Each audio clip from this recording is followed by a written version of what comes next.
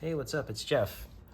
So, it's Wednesday, so I went to the comic book store and I picked up a few books. I usually go to the comic book store every Wednesday on my lunch break, and I just look at the newest books that came out and just see if anything catches my eye. And this week, nothing caught my eye that I really wanted to take home or anything. So I started looking through some of the back issues, and then there's a section that has like their newly purchased comics and stuff.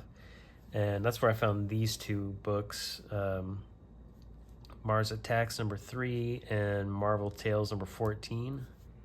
Um, and the reason I bought this book was for the cover. It's Drew Friedman, and I love Drew Friedman's artwork. I don't have like a lot of his comics or anything, but I do have one of his books that just has a bunch of his illustrations and stuff. But he's somebody that like I recognized his artwork when I would see it, but I didn't know what his name was until a few years later.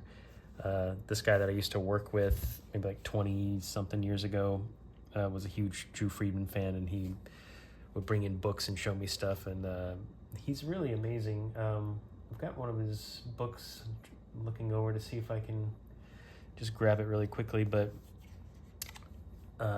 regardless, he did this cover, and I just bought it based on the cover, and then I flipped it over, and it's got a Ken Stacy cover, which I'm a big fan of his work. And this book came out in 1994.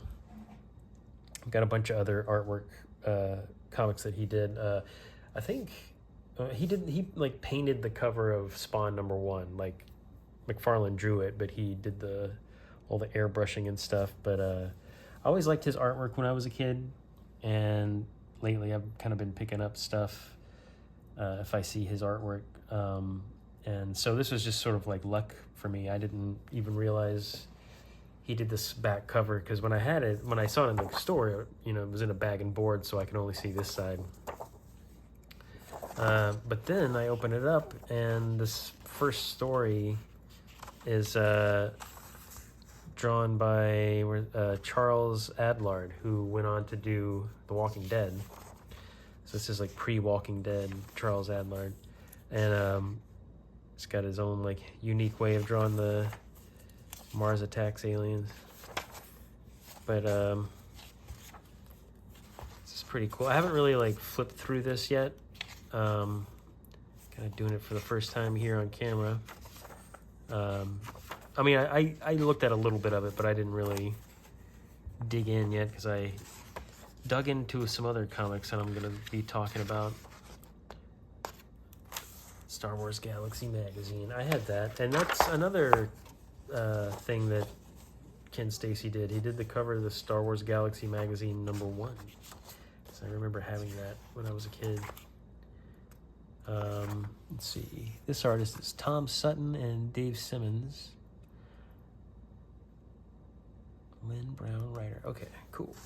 Well, I haven't read it, but just think that's a rad cover.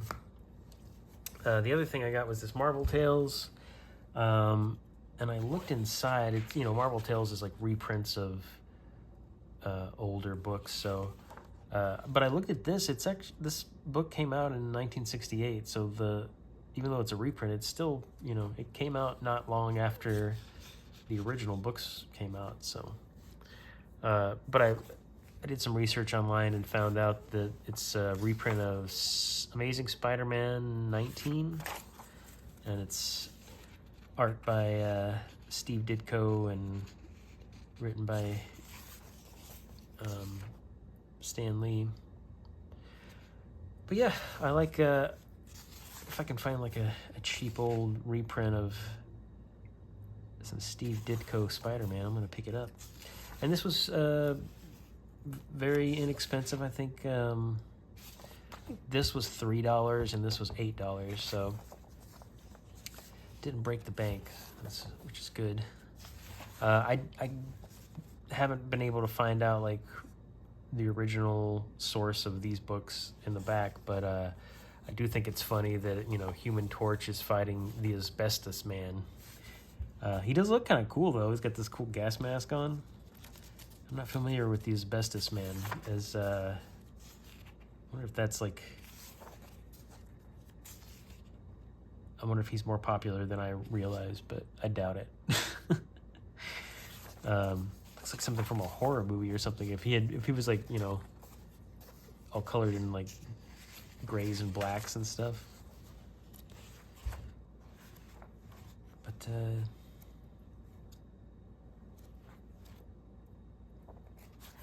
pretty neat. Oops. Oh, I grabbed this because I wanted to come back around and talk about this again, because in the other video where I was talking about this, I couldn't figure out who the cover artist was, and I think I finally landed on like, oh yeah, it's David Mazzucchelli because his name's in the inside. But I was wrong, but I was also kind of right, because it's Barry Windsor Smith, which is a name that I dropped but then immediately dismissed. I was like, is that Barry Windsor Smith? No. But I also thought it might be Frank Miller, and I think it's because of these kind of like these lines here kind of remind me of like Frank Miller's Ronin, just the way that he drew that. But anyway, just wanted to do a little correction on that. Another book that I got recently, I did not get this at the comic book store. I actually ordered this from Fantagraphics. So I like Robert Crumb's artwork, and I saw the movie, the documentary about him, Crumb. I saw that for the first time just earlier this year, and it really I loved it. It's strange and bizarre and kind of disturbing in some ways, but also very kind of like I don't know. It's just very interesting. I found that documentary to be like really fascinating, and I've watched it a few times since then. But all that to say, I saw that Robert Crumb was coming out with a new comic, so I was like, oh, I'll pick that up. So I ordered it. It's called Tales of Paranoia, and this one I actually did read. I didn't read the whole thing. I read parts of it, and the title says it all. It is Tales of Paranoia. It's I guess Robert Crumb kind of went down a conspiracy theory rabbit hole in recent years, and this book, again, I haven't read the entire thing, but a lot of it does seem to center around different conspiracy theories. And a lot of it's also pages like this where it's just, he's just drawn himself in front of a curtain, sitting in front of a curtain talking. So there's tons of word bubbles, lots of dialogue and stuff. Or not even dialogue. This is just like, it almost reads like a journal in a way. But, I didn't read this whole thing, but I did read this. And then this is a story that he did with his wife. Well, so he and his wife used to do these comics where she would draw herself and write, into the word bubbles her own stuff, and then he would do his side of it.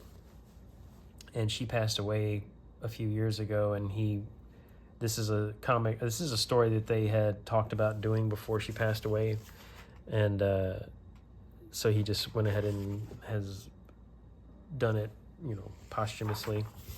But I haven't read all of this one yet. And I haven't read a lot of this either. I think I started to read this one, and I was just like, oh, it's a lot. I can't vouch for anything this says, because I think it's a lot of like COVID-19 conspiracy theories and stuff. But the layout of this is wonderful. I love the the hand lettered stuff, this typography or whatever you call it, it just looks fantastic. Again, I'm not endorsing anything this says. But anyway, I started to read this one about his first LSD trip and stuff, and I was just like, okay, well, I don't know if this is necessarily something I want to get into too deeply. See, like this page, I started reading some of this just to see what it was, and he's just like, Google all these things. I'm like, oh man. But I mean, it's great artwork though. So at least it's nice to look at. I doubt he'll ever see this video. I think like maybe it comes up in his algorithm that I talked about him. But yeah, I'm not sure how I feel about this. Well, I kind of am. I like the artwork, but subject matter might be not for me. But yeah, that's it. See you.